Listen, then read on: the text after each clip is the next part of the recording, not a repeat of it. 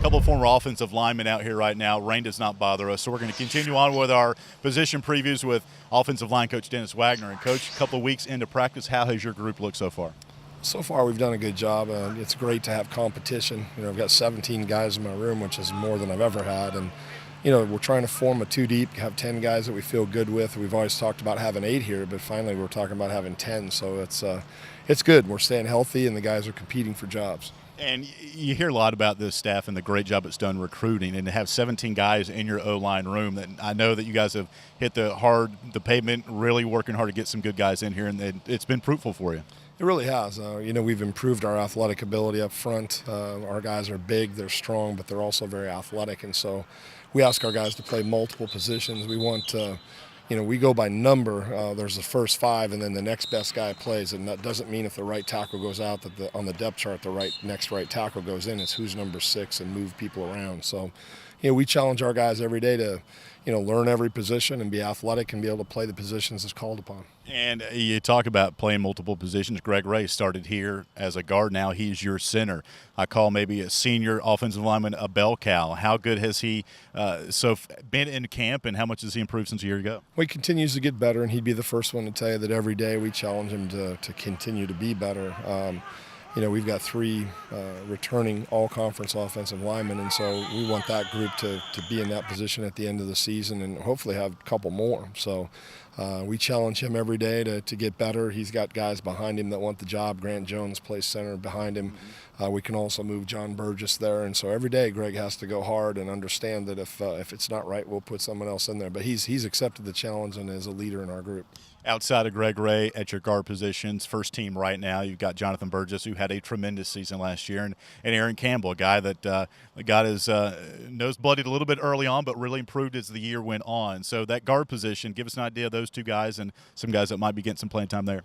Well, those are our 2 starters. John Burgess is a returning all-conference football player. He's one of the strongest guys on our football team. He's a captain, and he's just a junior, so that's a great feeling. We go as John goes, so John really sets the tempo each day at practice. And Aharown Campbell played a lot of football last year. Malcolm Boyd and he traded off in the lineup, and Aharown just continues to become a better football player every day. His great thing for him is his size. He's got great arm length. He's a big man. What he needs to continue to work on are knocking people off the ball in one-on-one block situations. And then we've been using Tanner Hartman and Ethan Collison inside a guard. Both of those guys are sophomores, Ethan's a sophomore and Tanner's a redshirt freshman, so there's still youth at those positions, but those 2 guys are breathing down the first 2 guys' neck, and again, it's just every day I want them feeling pressure from behind that someone's pushing to take their job. And you look on the very outside, very vital positions, those tackle spots. You have to protect the blind side, as they say. And you have, 2 guys in there, and Max Summer and Mitch Hanson that are going to be solidified there. But beyond that, who else might get some playing time out there on the edge?